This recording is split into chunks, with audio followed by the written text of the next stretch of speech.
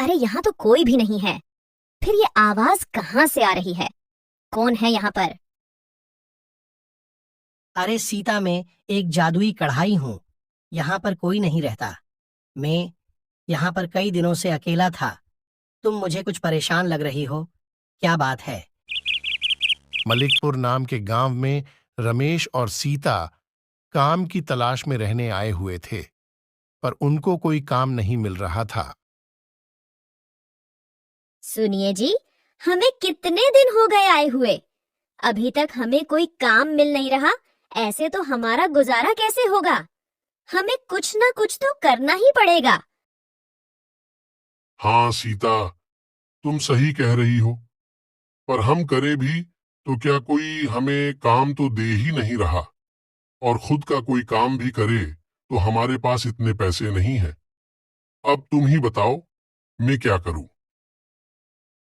आप चिंता मत कीजिए जी, भगवान कोई ना कोई रास्ता जरूर निकालेगा।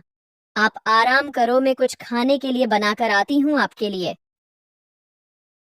अब सीता रसोई में आ जाती हैं। घर में राशन थोड़ा ही बचा था। सीता परेशान हो रही थी। तभी उसे एक आवाज आती है। सीता, तुम परेशान क्यों हो रही हो? सीता चक्कर में पड़ गई। अरे यहाँ तो कोई भी नहीं है। फिर ये आवाज कहाँ से आ रही है? कौन है यहाँ पर? अरे सीता, मैं एक जादुई कढ़ाई हूँ। यहाँ पर कोई नहीं रहता। मैं यहाँ पर कई दिनों से अकेला था। तुम मुझे कुछ परेशान लग रही हो। क्या बात है? हाँ, मैं बहुत परेशान हूँ। हम यहाँ काम की तलाश में आए थे, पर हमें कोई काम नहीं मिल रहा है। अब क्या करे? खुद का रोजगार भी करे तो हमारे पास इतने पैसे नहीं हैं। अगर तुम कुछ अपना काम करना चाहती हो तो मैं तुम्हारी मदद करूंगा। मेरे इस कढ़ाई के बर्तन में तुम जो भी बनाओगी वो बहुत स्वादिष्ट बनेगा और डबल हो जाएगा। इससे तुम अपना एक किसी भी चीज का ठेला लगा लो। मैं तुम्हारा साथ दूंगा, पर ध्यान रहे, कभी लालच मत करना। अगर लालच करोगी तो मैं तुम्हारा साथ नहीं दूंगा। ठीक है, जादुई कढ़ाई में इसका सदुपयोग करूंगी। सीता अब आकर अपने पति रमेश को सारी बात बताती है। तो रमेश बोलता है। सीता, तुम समोसे बहुत अच्छे बनाती हो। क्यों, हम इसी का व्यापार शुरू करें? तुम समोसे बनाना, मैं इनको बेच दूंगा।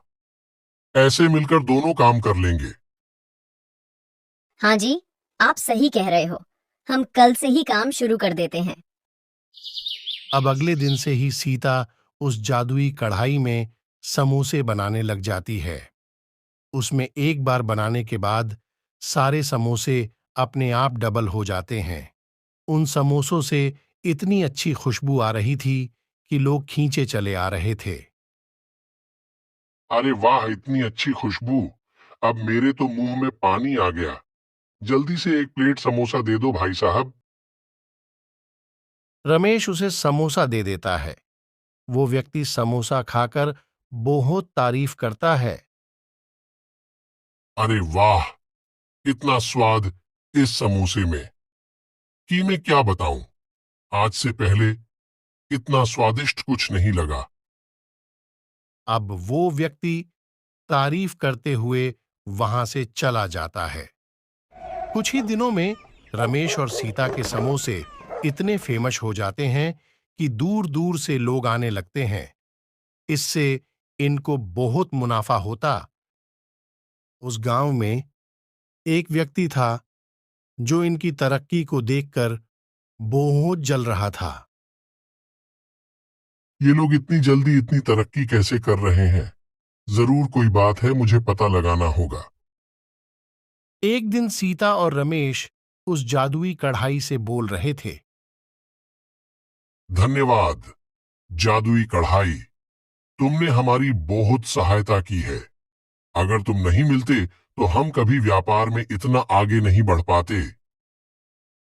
ये सब कुछ वो व्यक्ति छुप कर सुन लेता है। अच्छा, तो ये बात है। इस जादुई कढ़ाई की मदद से इन दोनों ने इतनी तरक्की की है। अब मैं इस कढ़ाई को मौका देखकर चुरा कर ले जाऊंगा और इससे अपनी जरूरत की चीजें पूरी करूंगा। ऐसे में बहुत अमीर हो जाऊंगा।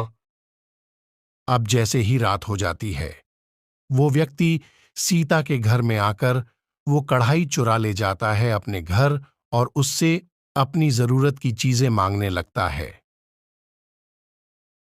हे जादुई कढ़ाई, मुझे बहुत सारा सोना चांदी दे दो।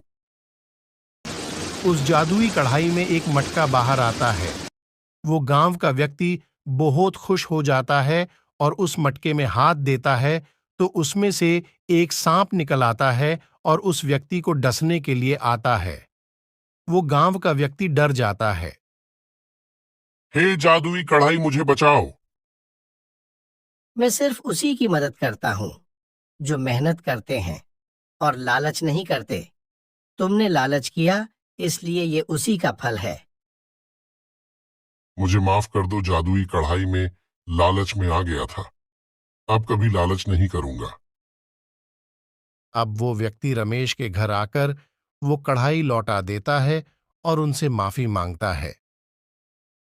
क्या मैं भी आपके साथ मिलकर काम कर सकता हूँ? हाँ भाई साहब, जरूर। वैसे भी हमारा रोजगार बढ़ गया है, तो हमें भी किसी व्यक्ति की तलाश थी जो हमारे साथ काम कर सके। अब उस जादुई कढ़ाई की मदद से सब लोग मिलकर काम करने लगे और अच्छे पैसे कमाने लगे। जो भी बचत होती उसे आपस में बांट लेते और कुछ ही दिनों में रमेश और सीता ने अपना बड़ा घर ले लिया और खुशी खुशी अपना जीवन यापन करने लगे।